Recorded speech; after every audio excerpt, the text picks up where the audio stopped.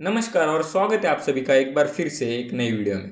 इस वीडियो में हम लोग देखेंगे डेमोक्रेसी इंडेक्स 2021 के बारे में, जो रिसेंटली रिलीज हुआ है, जिसमें ऐसा कहा गया है कि दुनिया की टोटल आबादी में से बस 45% लोग ऐसे हैं जो डेमोक्रेसी में रहते हैं। इसमें भारत की रैंकिंग क्या है, भारत के नेबर्स उनकी रैंकिंग क्या है, ये सारी चीज़ें हम लोग डिटेल में देखेंगे। तो जैसा आप यहाँ पे देख पा रहे होंगे, EIU की ये वेबसाइट है जहाँ पे रिपोर्ट दी गई है डेमोक्रेसी इंडेक्स 2021 की, जिसमें कहा गया है democracy index 2021 the China challenge. और यहाँ पे लिखा गया है the percentage of people living in democracy falling to well below 50%। जो डेमोक्रेसी में रहने वाली लोग हैं उनकी संख्या दुनिया की आबादी के 50% से भी कम होती जा रही है। तो जैसा आप यहाँ पे देख पा रहे होंगे, EIU का ये ऑफिशियल ट्विटर हैंडल है जहाँ पे वो कह रहे हैं जो ग्लोबल डेमोक्रेसी है वो कोविड-19 पैंडेमिक की वजह से बहुत बुरी तरीके से हिट हुई है। दुनिया भर की सारी जो कंट्रीज है उनका जो डेमोक्रेटिक स्कोर है वो नीचे चला गया है कोविड-19 पैंडेमिक की वजह से। और जैसा आप इस मैप में देख पा रहे होंगे, जो ब्लू कलर का एरिया है या फिर ब्लू की जो शेड्स है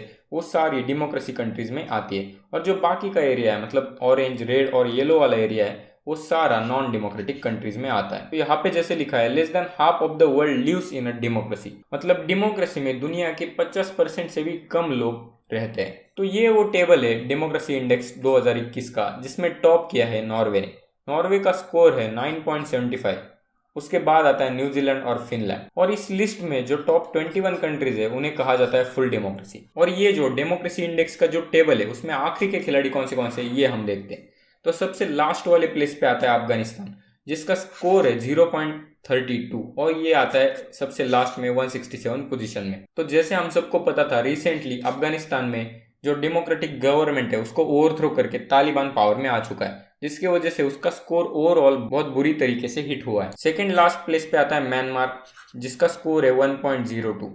म्यांमार में जैसा आपको पता है पहले वहां पे एक डेमोक्रेटिक गवर्नमेंट थी, उसको ओवरथ्रो करके मतलब आर्मी ने, वहाँ की जो आर्मी है मिलिट्री ने कूप करके जो वहाँ की डेमोक्रेटिक गवर्नमेंट थी उसको ओवरथ्रो कर लिया, और उसकी वजह से उसका जो डेमोक्रेटिक इंडेक्स है वो नीचे चला गया और वो आता है 166 रैंक पे। थर्ड प्लेस पे आता है नीचे से नॉर्थ कोरिया। जैसे हम सबको पता है नॉर्थ कोरिया में पूरी तरीके से ऑथोरिटेरियन रिजाइम है। तो ये डेमोक्रेसी इंडेक्स का रिपोर्ट किस तरीके से बनाया जाता है, द इकोनॉमिस्ट इंटेलिजेंस यूनियन है मतलब EIU है, वो हर साल बनाती है इसका रिपोर्ट। ये जो रिपोर्ट है बनाना स्टार्ट हुआ है 2006 से, और ये जो EIU है उसकी स्थापना हुई थी 1946 में, और 2006 से ये बनाता आ रहा है रिपोर्ट। तो ये जो डेमोक्रेसी इंडेक्स है ये बेस्ड होता है मेनली 5 कैटेगरीज पे, जिसपे आता है electoral process, pluralism, functioning of government, political participation, political culture and civil liberties.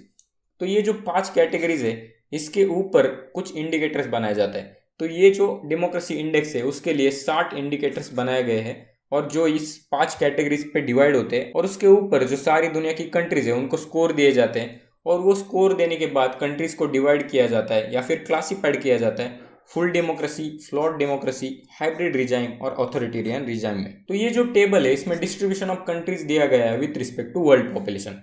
तो जो फुल डेमोक्रेसी है उसमें पूरी दुनिया के 6.4% लोग रहते हैं, और जो फ्लॉट डेमोक्रेसीज है उसमें 39% लोग रहते हैं। तो इन दोनों को अगर हम लोग टोटल करें तो पूरी दुनिया के लगभग 45% लोग ऐसे हैं जो डेमोक्रेसीज के अंडर रहते हैं, और जो रिमेनिंग लोग हैं बाकी वो नॉन डेमोक्रेटिक कंट्रीज के अंदर रहते हैं। और जो डेमोक्रेसी इंडेक्स का इस साल का वर्जन है, इस साल का एडिशन है, उसमें दिया गया है किस तरह से ग्लोबल डेमोक्रेसी हिट हुई है कोविड-19 पैंडेमिक की वजह से, और कोविड-19 का किस तरह से निगेटिव इम्पैक्ट हुआ है डेमोक्रेसी और लोगों के फ्रीडम के ऊपर। तो जैसे हमें पता है जो कोविड-19 पैंडेमिक है उसके वजह से बहुत सारी जो सिविल लिबर्टीज थी उसके ऊपर रिस्ट्रिक्शन आने लगे, लॉकडाउन्स और जो ट्रैवल के रिस्ट्रिक्शंस है उसके वजह से बहुत सारे लोगों का जो फ्रीडम है वो कम होता गया। इस साल का जो ग्लोबल डेमोक्रेसी इंडेक्स है उसमें बहुत सारी कंट्रीज की रैंकिंग नीचे आ गई है। अगर आप ये जो रिपोर्ट का पहला पेज देखें तो उस पे कुछ इस तरह से लिखा गया है democracy index 2021 the China challenge. तो यहाँ पे उन्होंने द चाइना चैलेंज क्यों लिखा है, मतलब चाइना से इसको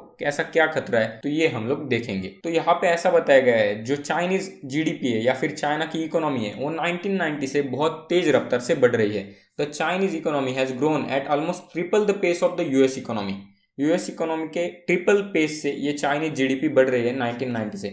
इसकी वजह से जो चाइना जो पुअर एक डेवलपिंग कंट्रीज था, एक गरीब डेवलपिंग नेशन था, ये चेंज हो गया है एक इकोनॉमिक सुपर पावर में, और जो बन चुका है second largest GDP in the world. और इस वजह से हो ये रहा है जो चाइना के रूलर्स है वो कॉन्फिडेंट बनने लगे उनके सिस्टम को लेके। उनको ऐसा लग रहा है कि जो उनका चाइनीज सिस्टम है, चाइनीज गवर्निंग सिस्टम है, वो सुपीरियर है as compare to that of west. मतलब जो वेस्टर्न डेमोक्रेटिक सिस्टम है उसके कंपैरिजन में चाइना का जो सिस्टम है वो सुपीरियर है, ऐसा उनको लगने लगा है। और जो कोविड-19 पैंडेमिक है उसके वजह से तो ये बहुत ज़्यादा बढ़ चुका है। जो चाइना के लीडर्स है वो हर बार बताते हैं कि किस तरह से उनका जो पॉलिटिकल सिस्टम है, चाइनीज पॉलिटिकल सिस्टम है, वो सुपीरियर है as compare to liberal democratic model.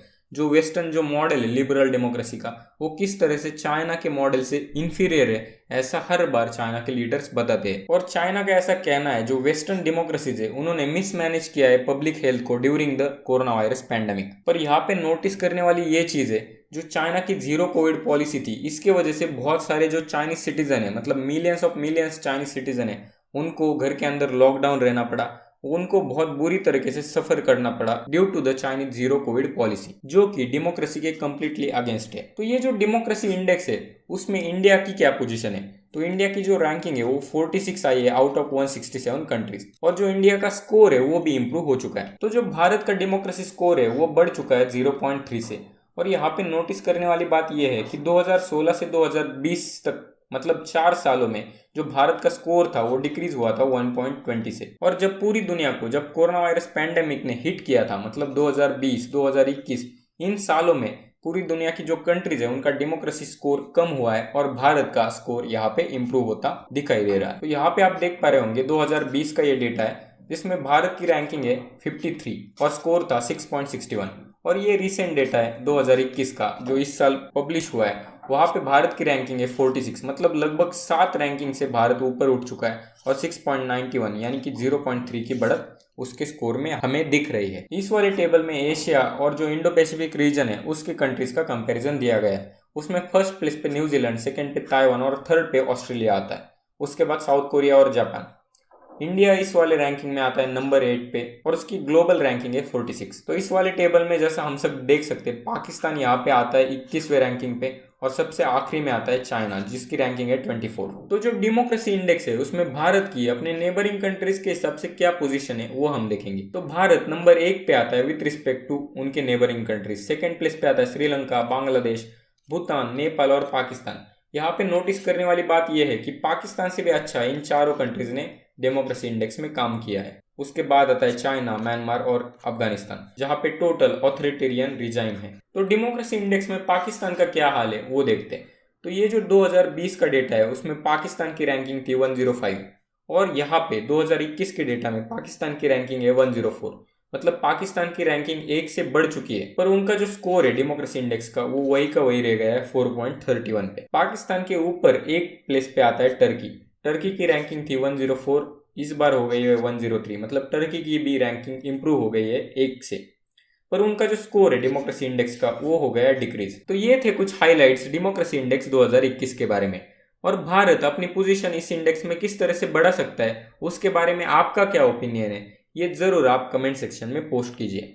मिलते हैं अगली वीडियो में। Bye bye.